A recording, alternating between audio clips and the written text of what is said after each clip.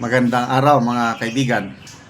Pag-usapan naman natin ngayon, sino ang magiging Senate President sa 20th Congress. Sabi ni Senator Chis Escudero, depende daw sa majority kung sino ang pipiliin nila na Senate President. So, alam ni Senator Escudero na pagdating sa July, anytime, pwede siyang patalsikin ng majority. So, kung may magkaroon ng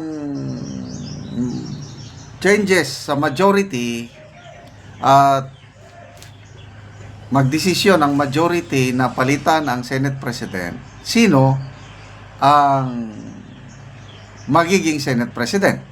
Okay, mga post na nababasa ko, Marcoleta ang sinasabi. Payag ba kayo na maging Senate President si Marcoleta?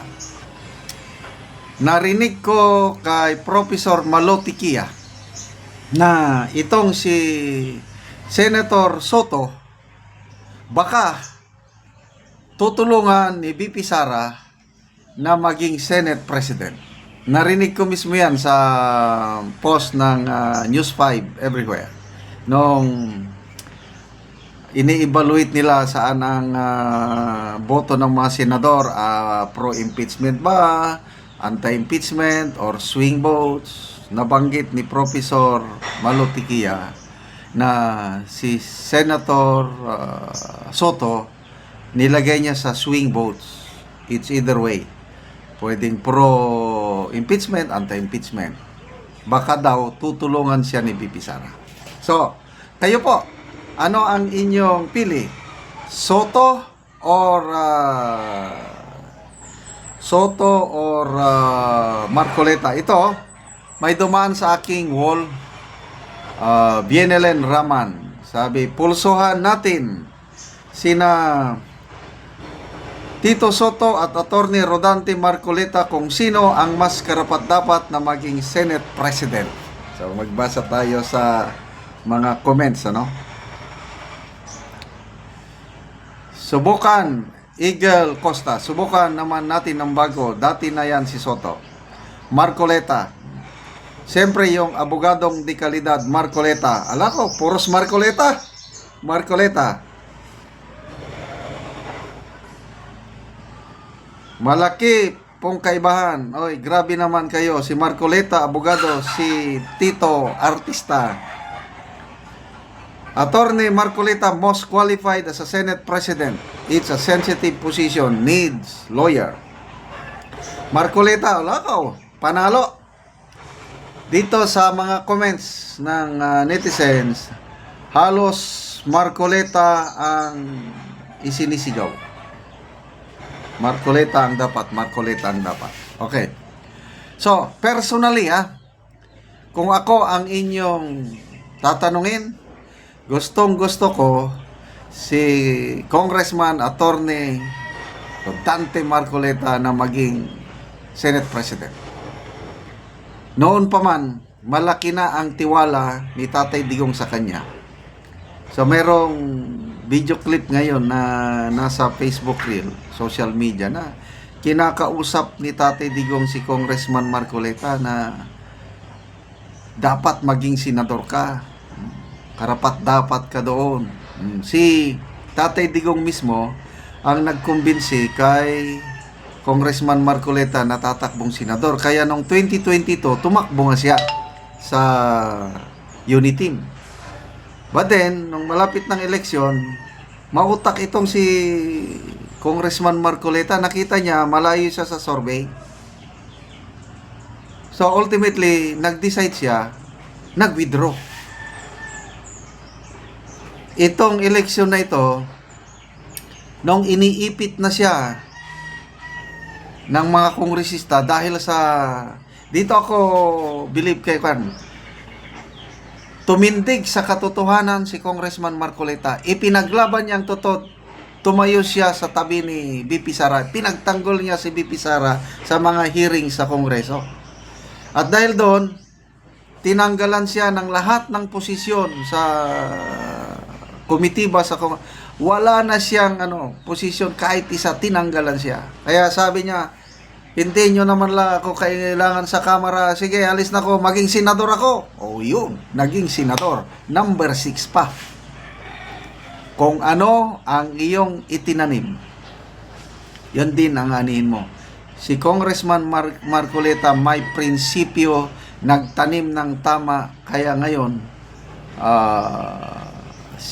panalo na siya at posibleng maging senador. Okay, ulitin ko gusto ko, personal choice ko rin, Marcoleta. Kailang, sa ganitong labanan sa politika, kailangan mo ng strategy. You look at the bigger picture. Kaya ito ang nakikita ko kay BP Sara, yung statement niya after ng eleksyon, may statement niya na tinatanggap niya yung resulta, although hindi inaasahan, tanggapin natin. Tapos, nagsalita siya na she will lead a real opposition at ini-invite niya na ang kahit sino man na mga grupo, partido ba, na sumama sa isang united opposition.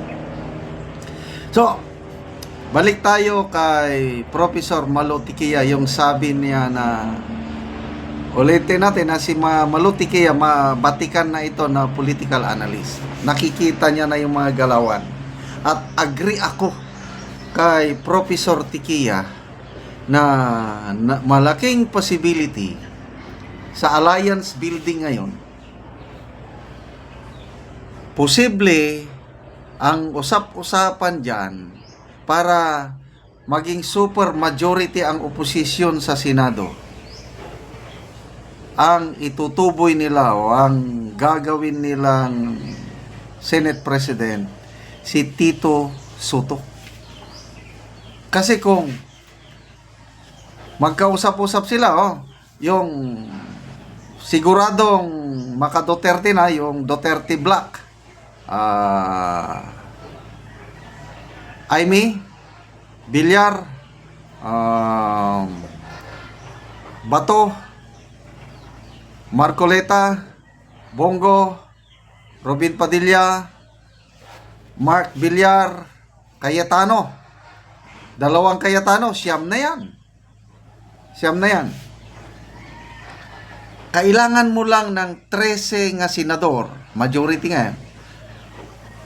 Pag makakuha sila ng 13 ka senador, nagkaisa sila, pwede nilang i-unseat, tanggalin na sa pwesto si Chis Escudero. So, siyam na yung nabanggit ko. So, 3 na lang. Nandyan ba si Miguel Zubiri? Nandyan ba si Joel Villanueva? Nandyan pa si Loren Legarda.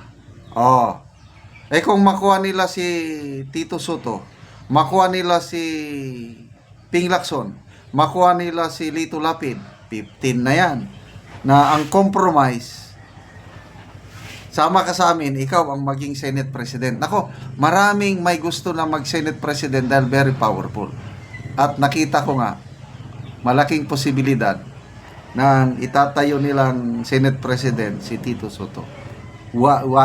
Si Congressman Marcoleta, Senator elect, bagong pasok pa lang, I believe pwedeng mapakiusapan na chairman ka na lang muna sa Committee on Justice o gawin nating Senate President si Tito Soto para malaki tayo. Nako, pag nangyari yan, wala na, lame duck president na itong presidente ngayon pag nakabuo ng majority at Tito Soto ang gawing Senate President. Ulitin ko analysis lang yan ni Professor Malo Tiquia na nakikita ko maraming posibilidad. But ang choice ko, Congressman Dante Marcoleta. Salamat mga kaibigan sa inyong pagsubaybay sa ating channel. Nakakatulong kayo ng malaki sa Tribong Talandig. Ang sweldo natin sa channel nito is pantulong natin sa tribo. May livelihood assistance tayo sa kanila ngayon, nagpapatanim ng saging lakatan. kung may itinanim, may aanihin. Panoorin nyo ang video na ito. Una ni ang una namong tanom nga saging lakatan. Ug mo ni ang among tanom nga wala sukad namo ginaabunuhan apan namo nga apan dugay tungod kay walay abono. Tungod sa kamaayo sa yuta dinhi sa amo mamungag gyud ang among tanom nga saging lakatan.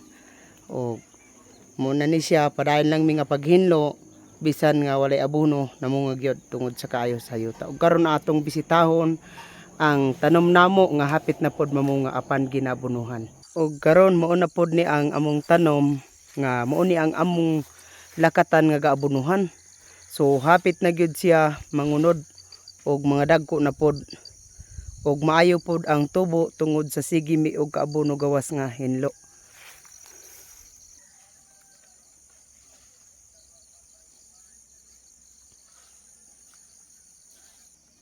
Og karon nag-abono mi sa among saging lakatan kay ting-ulana na dinhi sa amo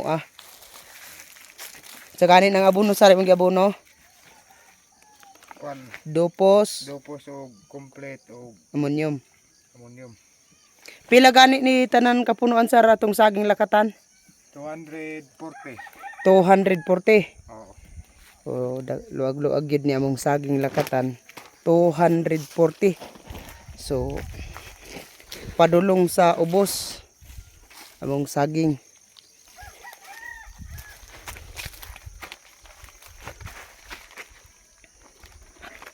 Padayon gyud ni ani sa pag-abono.